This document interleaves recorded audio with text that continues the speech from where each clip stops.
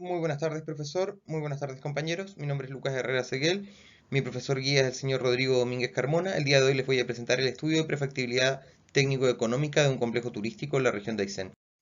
En primera instancia, mencionarles el tema de la problemática que da el nacimiento a este proyecto. Tomamos como antecedente las tasas de ocupación en la región de Valparaíso, que en la temporada estival alcanzan por sobre el 80% según los datos del Cernatur, y se establece que durante el año 2018 en la región de Aysén se llegaron a alcanzar tasas de ocupación de hasta el 93.5% en febrero, lo que significó que en ese momento la tasa de ocupación era muy alta y la mayoría de los alojamientos de la región se encontraban ocupados, reflejando que la demanda que existía en ese momento no alcanzaba a ser cubierta por la oferta.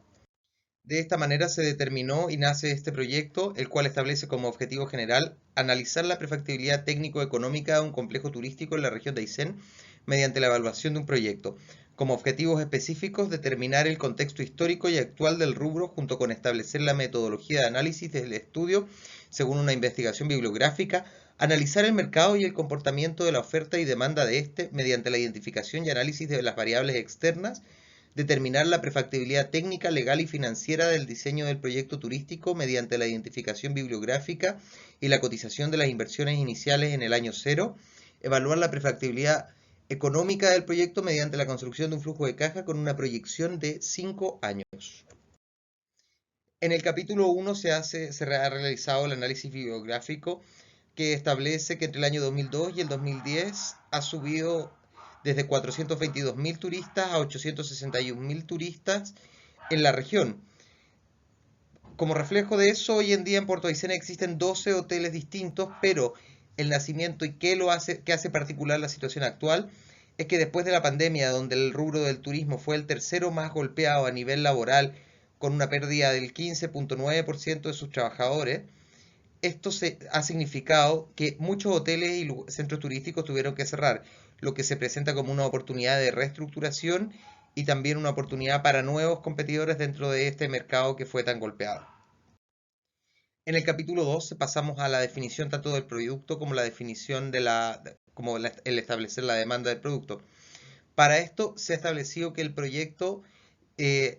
va a ser un tipo de alojamiento estilo lodge, ya que es el tipo de alojamiento que está definido como el que es más amigable con el medio ambiente que lo rodea. De esta forma se ha definido que el público objetivo, el mercado meta del proyecto, son habitantes de la región de Aysén, perdón, de la región metropolitana y región de Valparaíso o internacionales de Norteamérica y Europa, con un rango etario entre 20 y 59 años, con un rango de ingresos en UF mensual entre las 16 y las 50 UF, que tengan intereses en comunes por los deportes outdoor, la naturaleza, el medio ambiente, entre otros. De esta forma pasamos a la parte de la determinación de la demanda. La determinación de la demanda se hizo en base a la información obtenida desde el INE, realizando una proyección en base a la población que visitaría la región para el año 2021 y tomando la última tasa de crecimiento registrada, que era del 13.6%, y se aplicó esta tasa para el crecimiento de la demanda también. De esta forma se segmentó desde los datos del censo hacia los rangos etarios, luego de eso por los rangos de ingreso para las personas del público meta, hasta llegar a la cantidad total para luego dimensionar el proyecto y establecer que la demanda que se podría acceder es de 6.489 pasajeros anuales en el proyecto. Esto en promedio refleja una cantidad de pasajeros aproximada de 18, fracción pasajeros por día.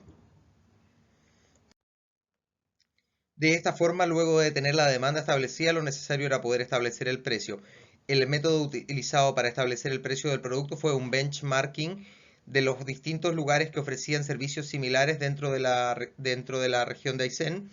llegándose a la conclusión y observando los precios que se ven en la última columna,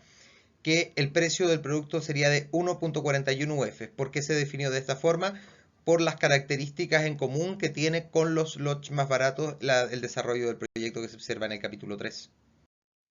De esta forma entramos en el capítulo 3, donde se comienza la definición de las inversiones iniciales del proyecto. Todo el capítulo 3 comenzó en cierta parte estableciendo el layout del proyecto para poder comenzar a imaginárselo y ver el dimensionamiento que tendría para su proyección. El proyecto consta de dos plantas con 14 habitaciones y áreas comunes que son compartidas en el primer espacio, en la primera planta. Las áreas comunes son compartidas con el front desk, y mientras que en la segunda planta del complejo, las habitaciones también comparten espacio con las áreas comunes donde se encuentra la cocina. Esta es la vista de planimetría de la primera planta. De esta forma, y a lo largo del capítulo 3, se han logrado definir las inversiones en activos fijos por 16.162.3 UF, donde la principal inversión, que se lleva más de 10.000 UF, está contenida en la edificación de la construcción y las 2.320 UF que costaría la compra del terreno. La inversión en intangibles puesta en marcha e instalación se ha definido en 60.8 UF. La inversión en capital de trabajo, calculada bajo el método del déficit acumulado máximo, se ha establecido en 497,8 UF. Y esto se desarrolla que en los 2 primeros meses de funcionamiento no se percibirán ingresos. La inversión en imprevistos se ha calculado en 83.1 F, y la inversión total del proyecto en el año 0 se ha definido como 16.804.08 UF. De esta forma entramos al capítulo 4, donde en la tabla de la derecha podemos ver cómo se han construido los perfiles de los trabajadores basándose en la información y en el apoyo del profesor guía, donde se han definido los requerimientos en habilidades de las personas, como habilidades procedimentales, cognitivas y aptitudinarias, y al mismo tiempo se ha dimensionado los sueldos en base a las cotizaciones del mercado y las cantidades de trabajadores que se necesitarían, siendo recepcionistas, mucamas, botones y encargados de reserva los cargos que se necesitarían cubrir. Al mismo tiempo, durante el capítulo 4 se ha establecido